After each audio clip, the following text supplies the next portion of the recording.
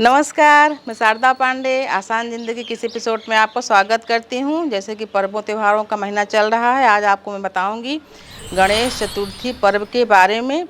तो सबसे पहले मैं आपको बता दूंगी कि गणेश चतुर्थी पर्व 6 तारीख को स्थापना क्यों न करें, क्यों अशुभ है, इसको बताऊंगी।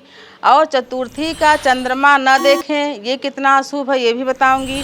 जिन बच्चों का पढ़ाई लिखाई में मन नहीं लगता, वो कैसे इस दूबी का उपाय करने से उनके पढ़ाई लिखाई में मन लगेगा और जो भी थोड़ा बहुत व्याधाएं हैं वो सभी दूर हो जाएंगी। और गणेश चतुर्थी स्थापना कब करनी है, जो कि बहुत ही ज़रूरी है कि आपका 10 दिनों का पूजन सफल हो, वो बताऊंगी। तो चलिए आपको बताती हूँ आसान ज़िंदगी में सभी विधि, सभी विधान और क्या नहीं करना है ये भी बताऊंगी। आज मैं आपको बताऊंगी गणेश चतुर्थी पर्व के बारे में, जो कि तीज के दूसरे दिन मनाया जाता है, यानी भादों महीने की शुक्ल पक्ष की चतुर्थी में।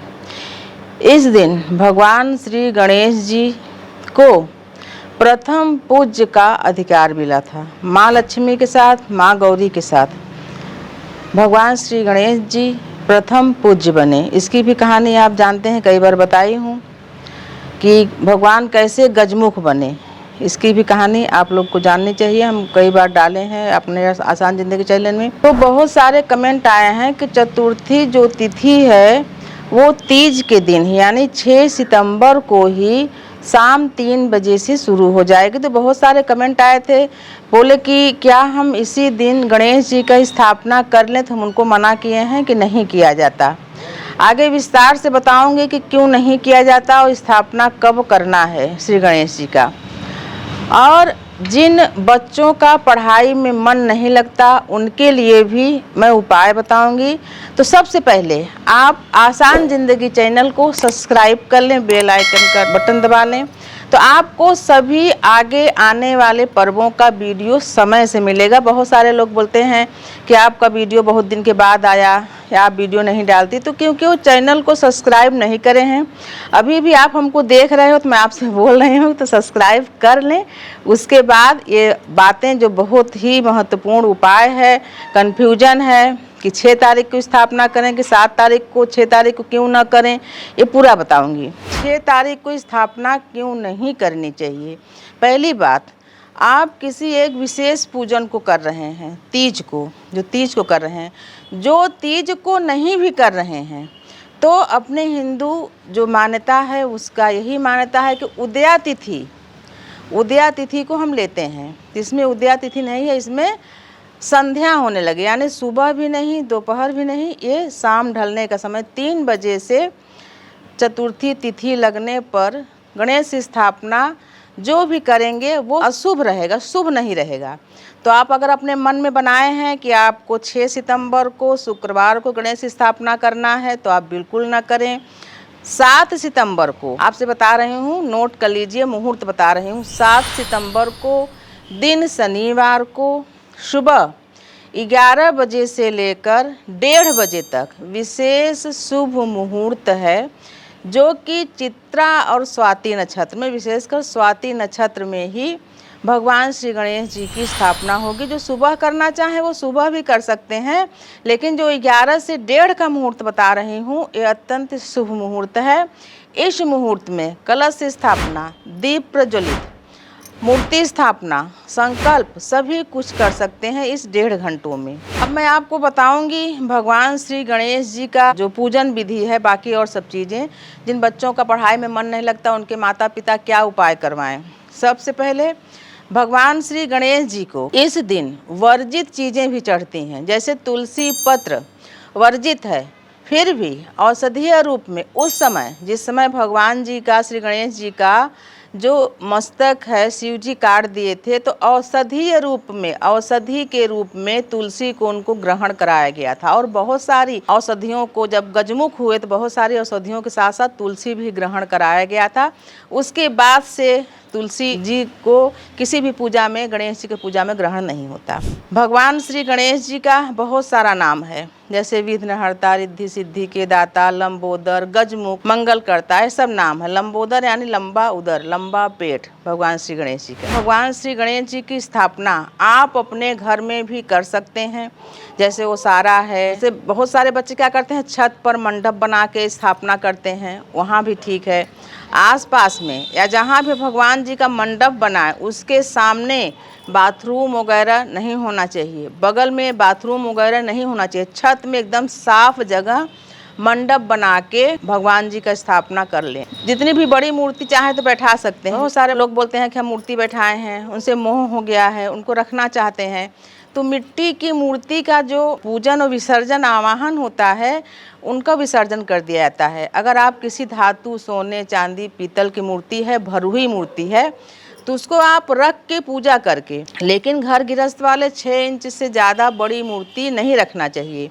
6 इंच तक की मूर्ति रख के पूजा करके, भरुई मूर्ति है, खोखली मूर्ति अगर आप रखे हो, उसकी पूजा कर रहे हो, तो आपकी पूजा सफल नहीं हो रही है, बल्कि आपकी पूजा से कोई फल न मिल के उल्टा आपको दोष लग रहा है। अगर आप खोखली, अंदर से खोखली मूर्ति रखे हो तो उसको विसर्जन करवा दो। और अगर आप मूर्ति से मोह है तो पीतल, जिस भी धातु की मूर्ति रखो, भरुई मूर्ति रखो, पूजा करो, पूजा के बाद फिर यथास्थान पूजा स्थान में रख सकते हैं। भगवान जी को दुर्बा, घास, मोदक, लाल पुष्प अति प्रिय हैं।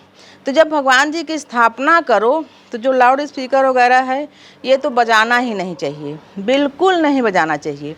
आपको भजन कीर्तन करना है तो संध्या के समय 2-4 लोग मिल जाओ, ढोलक मजीरा ले लो, सुंदर सुंदर से भगवान के भजन गाओ, जिससे दूसरा कोई डिस्टर्ब ना हो, दूसरा कोई परेशान ना हो। बहुत ज़्यादा लाउडली भगवान जी का भजन नहीं बजाना चाहिए। तो आपको मैं श्री गणेश जी के भोग प्रसाद के बारे में बता रही हूँ। रविवार के दिन खजूर, सोमवार के दिन मिश्री और मखाना, मंगलवार के दिन हलवा पूड़ी अगर नहीं बना सकते हैं तो आप हलवा भी चढ़ा सकते हैं, पंजरी भी चढ़ा सकते हैं। मंगलवार के दिन गेहूं और गुड़ से बना पंजरी। उसके बाद बुधवार के दिन नाशपत्ती और कोमल कोमल से खीरा का भोग लगाएं श्री गणेश जी को और बांटें। गुरुवार के दिन केले का भोग, फिर शुक्रवार के दिन खीर और लाई का भोग, फिर शनिवार के दिन उसी प्रकार से गुड़ और नारियल का भोग। ऐसे ही भगवान को भोग लगाएं। भगवान जी को भोग वगैरह लगा के पूजा आरती करके और अच्छे से उनका दोनों टाइम पूजा आरती समय से होना चाहिए। पूजा आरती के समय जैसे मान लीजिए सुबह आप नहा धो के स्वच्छ वस्त्र पहन के आरती करें, पूजा करें। बहुत सारे लोग क्या करते हैं कि ऐसे ही भोजन वगैरह किए, ऐसे ही रोज़ के बिस्तर में लेटे हैं, शाम को बिना थोड़ा सा हाथ वगैरह धो के उसी कपड़े में आरती करते हैं। तो ऐसा नहीं करना चाहिए।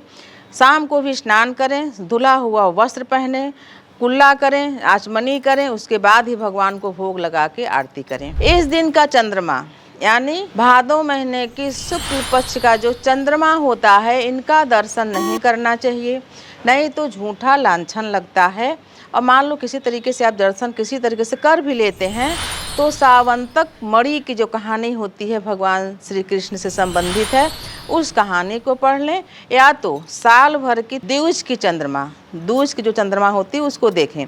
तो कभी कभी आदमी साल भर को द्विज चंद्रमा न देखे तो ये कहानी पढ़ लें तो दोष दूर हो जाता है। सामंतक मणि का चंद्रमा न देखें वो ज़्यादा अच्छा है। अब मैं आपको बताऊंगी, जिनके बच्चों का पढ़ाई में मन नहीं लगता हो, पढ़ा हुआ याद न होता हो, या बहुत सारे जगहों पर कंपटीशन में, एग्ज़ाम में, इंटरव्यू में कम नंबर आते हों, कम उनका दिमाग चलता हो, तो उनके लिए मैं विशेष उपाय बताने जा रही हूँ। पहले भी शायद बताई हूँ। जो दूबी घास का माला, उसको मैं बताई हूँ, तो ध्यान से सुन लें। बच्चे सुन रहे हैं, चाहे वो हॉस्टल में हो, बड़े बच्चे यानी बड़े जो हो गए हैं, उनको इंटरव्यू वगैरह देना है, कुछ करना है, दिक्कत है, पढ़ाई में मन नहीं लगता, वो भी बच्चे यानी बच्चे जो पढ़ाई कर रहे हैं वो बच्चे होते हैं माँ बाप के। तो आप क्या करें कि दूबी घास, जो कि एक में जैसे बेल पत्ती एक में 3 लगी रहती है, वैसे एक में 3 शाखाएँ फूटी रहें, दूबी घास लें।